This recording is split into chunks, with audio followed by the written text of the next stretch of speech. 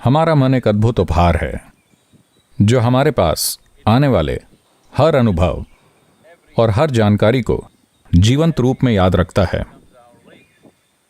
वैसे इसे एक जबरदस्त कल्पना में रूपांतरित किया जा सकता है, लेकिन अगर आप अपनी कल्पना पर नियंत्रण खो देते हैं, अगर आप ये समझ खो देते हैं कि कल्पना क्या है और वास्तविकता क्या है, भविष्य क्या है, वर्तमान क्या है और अतीत क्या है, तब आपका मन आपका सबसे बड़ा दुश्मन बन जाएगा। ज्यादातर इंसान जीवन में दुख नहीं झेल रहे हैं, वो बस अपनी याददाश्त और कल्पना से पीड़ित हैं।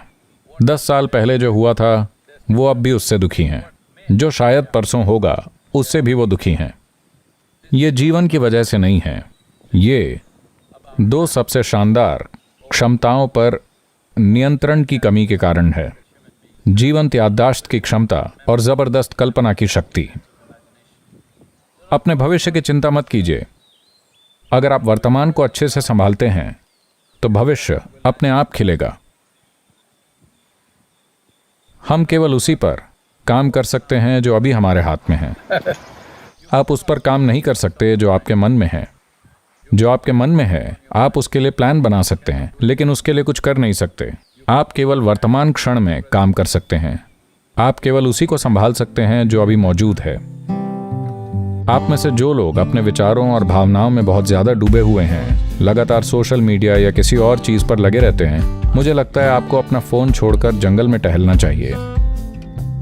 अगर ऐसा हर दिन संभव नहीं है तो महीने में कम से कम 1 या 2 दिन आपको कहीं खो जाना चाहिए। बस प्रकृति की गोद में बिल्कुल अकेले रहिए, टहलिए, बैठिए, चीजों को देखिए।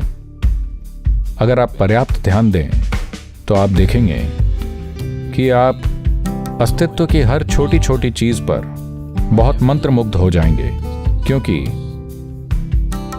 एक छोटी सी चींटी का निर्माण भी इतना जटिल है कि आप और आपकी बुद्धि उसके बनने की सटीक प्रक्रिया को पूरी तरह से समझ नहीं पाएंगे। जिन्होंने सृष्टि पर अपनी नजर नहीं डाली है वो अपनी मानसिक रचनाओं से बहुत अधिक उलझे रहते हैं, जो कि उनके विचार हैं और उसका रसीला हिस्सा भावना है। जब आपके विचार और आपकी भावनाएं सृष्टिकर्ता की रचना से ज्यादा महत्वपूर्ण हो जाते हैं तो इसका मतलब है आपके बोध में बड़ी भारी गड़बड़ है। आपने जीवन की प्रकृति को बिल्कुल भी नहीं समझा है।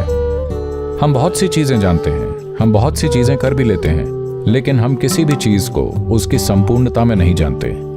तो यही अस्तित्व की प्रकृति है। अगर आप उस पर ध्यान दें तो स्वाभाविक रूप से आपके अपने विचार और अपनी भावनाएं पीछे चले जाएंगे। आप तब भी उनका आनंद ले सकते हैं, लेकिन आप जानते हैं कि ये कितने महत्वहीन हैं।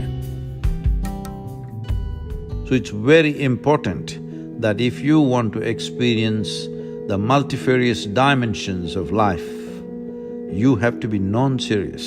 तो ये बहुत ही महत्वपूर्ण है कि अगर आप जीवन के अलग अलग आयामों का अनुभव करना चाहते हैं तो आपको गंभीरता छोड़नी होगी।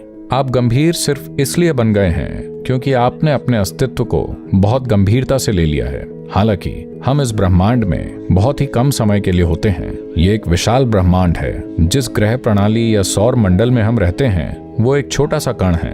उसमें पृथ्वी एक सूक्ष्म कण है। उस सूक्ष्म कण में जिस स्थान पर या जिस शहर में आप रहते हैं वो एक बहुत ही सूक्ष्म कण है। उसमें आप एक बड़े आदमी औरत बन गए हैं और यही कारण है कि आप जीवन के प्रति इतने गंभीर हैं। जीवन के रूप में आपके पास बस एक छोटा सा समय है। इसमें अगर आप खुद को बहुत गंभीरता से लेते हैं तो आप एक बड़ा मजाक हैं। जीवन का रहस्य ये है कि आप हर चीज को गैर गंभीर नजर से देखें, लेकिन एक खेल की तरह इसमें पूर्ण रूप से शामिल हों। तो जीवन को एक खेल की तरह लें। अगर आप जीवन को एक खेल की तरह लेना चाहते हैं तो आपको यह समझना होगा कि आपका अस्तित्व वर्तमान समय के लिए महत्वपूर्ण है, लेकिन यह हमेशा के लिए महत्वपूर्ण तभी होगा जब आप अपने वास्तविक स्वरूप के शाश्वत पहलू को छू लेते हैं। यह बहुत ही छोटा जीवन है। केवल उसी चीज को करने में जिसकी आप वाकई परवाह करते हैं आपका जीवन सार्थक होगा। अगर आप जीवन में सच्ची भागीदारी लाना चाहते हैं, खुद को पूरी तरह से अर्पित करने के लिए, तो आपको कुछ ऐसा करना चाहिए जो आपके लिए वाकई मायने रखता हो। यह महत्वपूर्ण है कि आप उसे खोजें। जब मैं कहता हूं कि उसे खोजना महत्वपूर्ण है, तो आपका अपना आधा जीवन यह खोजने में नहीं बिताना है कि मेरा जुनून क्या है। नहीं, आपको बस अपनी क्षमता पर काम करना है कि आप हर चीज को अपना बना लें। जब सब कुछ आपका है, यह पूरी दुनिया आपकी है, यह ब्रह्मांड आपका है, तो जब यह आपका एक हिस्सा है, अब अगर आप खुद को पूरी तरह से शामिल करते हैं और लगातार उस चीज के लिए प्रयास करते हैं जो आपके लिए मायने रखती है, जिसकी आप वाकई परवाह करते हैं, तब आपका अस्तित्व ही सार्थक हो जाएगा।